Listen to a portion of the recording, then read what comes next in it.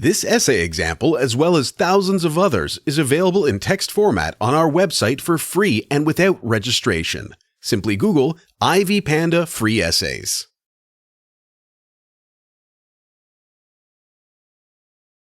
Introduction. In 1989, Mahfouz published a collection entitled The False Dawn with nearly 30 short stories. Half a Day, Nif Yom, is one of the stories. The story is set in Egypt and begins with a father taking his son on his first day of school.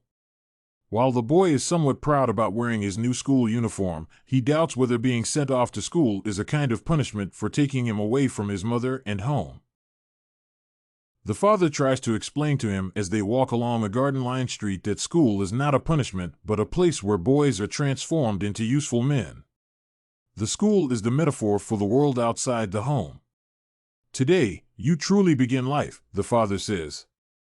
The school seems like a grim fortress to the boy. He is encouraged to enter school by his father, who promises to wait for him at the gate to take him home at the end of the day. The experiences of the speaker in this story begin to resemble life from here on. School day. The boy goes through the gate, feeling lost and unknown. Any person entering a new phase in life is likely to feel so lost. One of his new acquaintances tells him his father is dead.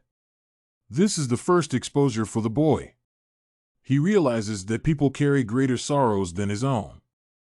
The woman in the school spells the metaphor for life clearly when she tells the children that this is their new home and that they will find mothers and fathers here, as well as good things related to knowledge and religion. She also encourages them to face their experiences joyfully without tears, so much like the moral education we receive in real life. The boy describes the school day as a period of submitting to facts, with the act of submission bringing a kind of happiness. Realities truly drive life, and only by accepting these realities can we acquire happiness. The school day, like a miniature form of life, buzzes with activities such as forming relationships, playing games, learning music, acquiring knowledge, and developing religious beliefs. As the day wears on, there is change, and unpleasant incidents happen. Even the loving woman who spoke to the children initially turns angry, scolds them, and punishes them physically. This reminds us that change happens continuously in life, and people do change during life, sometimes being hardened by their experiences. Realizing that he cannot return home, the boy begins to view life as a period of struggle and perseverance. This indicates that individuals who feel trapped in their lives cannot enjoy life. It's all a question of attitude. The boy also notes that some students can take advantage of opportunities for success and happiness throughout the day. In life, there are opportunities for all, but only positive-minded people can convert them to their advantage. When the school day finally ends, the boy does not find his father waiting at the gates as promised. He walks alone. So often in life, people whom we depend on suddenly leave us due to death, transfers, or sickness. We are then forced to walk alone. Life on the lonely track is different. This is metaphorically shown by the fact that the boy sees the world changed.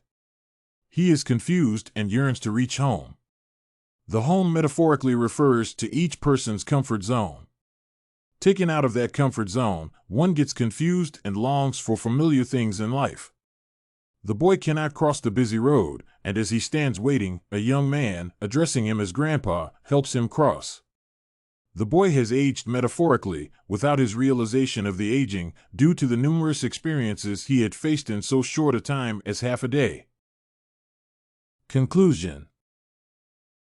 Thus, the story emerges, in one moment, the consciousness of the protagonist, both as a child passing his first day at school and as an old man unable to cross a busy road. It is a powerfully used verbal technique. Brief as it is, the story is the author's most powerful rendering of the dilemma of the gulf between observable time and mnemonic time. The author's agony caused by the huge gap between actual time-space and recollected time-space is captured brilliantly in this short story. If you want to find more works like this essay on metaphor and half-a-day story by Naguib Mahfouz, head over to ivypanda.com. It has a collection of samples with thousands of submissions covering virtually all academic subjects.